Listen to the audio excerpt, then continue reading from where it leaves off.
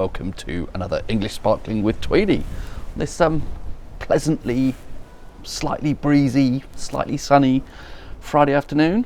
Continuing in a similar theme, I suppose, to the previous video when I was looking at that, was it Elicum, the wine from Sainsbury's. I thought I'd try another supermarket, own brand English Sparkling, this time from Marks and Spencer.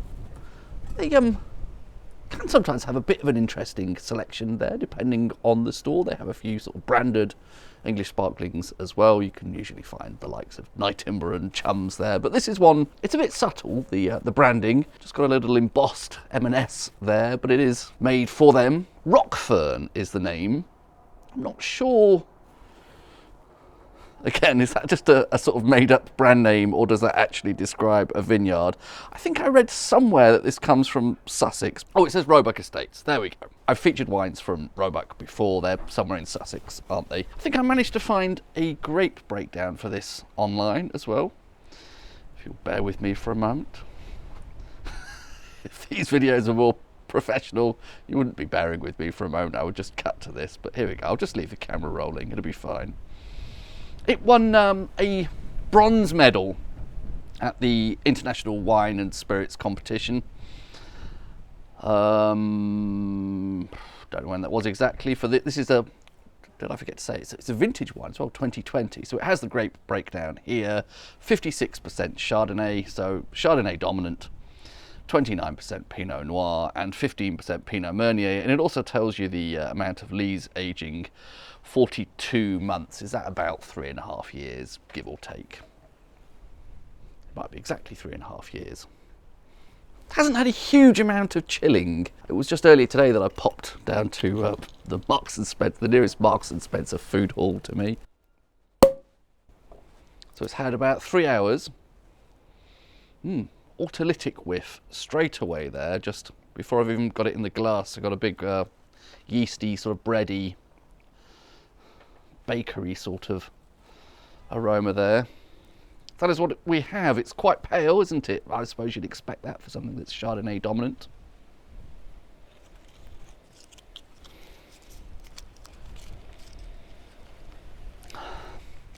And I would say it has a sort of soft appley nose. It's not like one of those kind of immediately searing green apple type apple characters. It's a bit like sort of quite baked apple, sort of bruised apple, bruised in a good way, apple compote. But not like doesn't give the sense of a big crunchy green apple. I've never really been a fan of those, what are those yellowy apples? Is that Golden Delicious? My least favourite apple, but it's slightly reminiscent of not a green apple, a sort of paler coloured apple. And I think I'm getting a bit of stone fruit in with that as well. Already pre-swirl, which is nice. Slight hint of, could be something peachy. And a little bit of a creamy sense, a little bit more of that autolytic character. All quite clean and nice. I know I'm whinging about the type of apple there.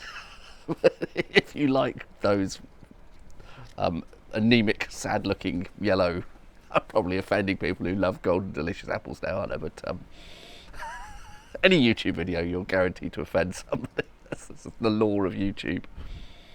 Yeah, my quibbles about the type of apple aside, that is actually quite a pleasant nose. Nice and fruity, and nice and clean and fresh. I like all of that.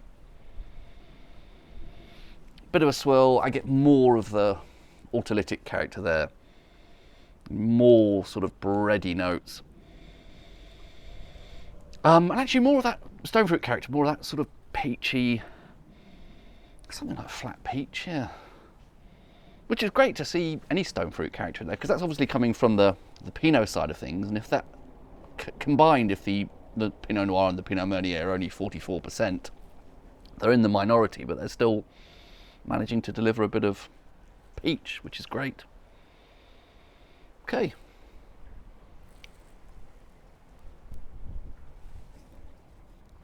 A lot of stone fruit on the palate. That is really surprising. Perhaps this grape breakdown is wrong. The grapes on the back are listed Chardonnay, Pinot Noir and Pinot Meunier, and the standard rule is you put them in the order of their respective quantities. So even though the exact breakdown is not written on the back, the fact that it says in that order means there's more Chardonnay than either of the other two.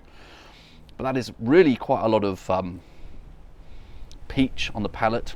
Not actually a huge amount of zing. I mean, decent. I'm not saying it's flat. It's not flabby, but it's not one of those English sparklings that immediately sort of sets your teeth on edge, which I generally like. But it's not immediately saying, "Wow, massive zing."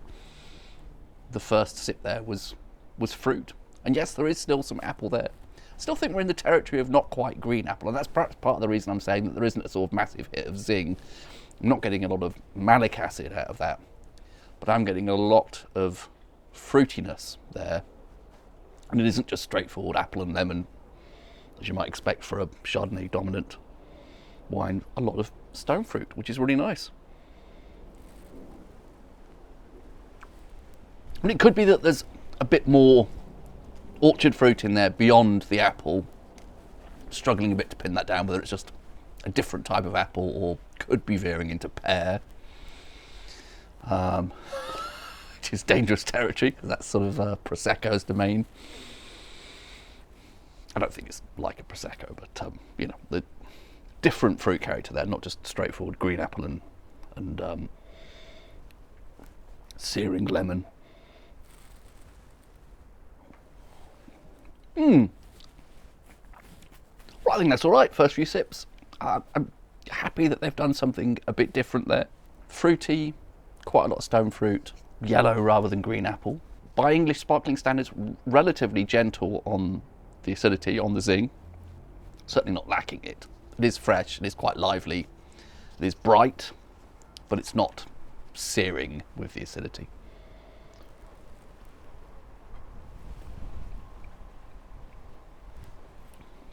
Yeah, I think that's all right. It's a bit different. I'll put the price on screen there.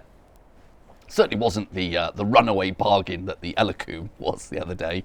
Anything under 30 quid to me generally still seems like reasonably good by English sparkling standards. The baseline price for stuff like Night Timber now, if it's not on special offer, seems to be 40. So under 30 is still a good price by the current standards. I think that's pretty nice. I like the fruit expression there. I like that for a change it isn't massively heavy on the acidity. It's a bit more gentle and mellow and lets you appreciate the rest of the fruit without being sort of overwhelmed by that, although I do like a bit of zing. Yeah. Is that enough babble? Let me go inside now and have some dinner. Cheers.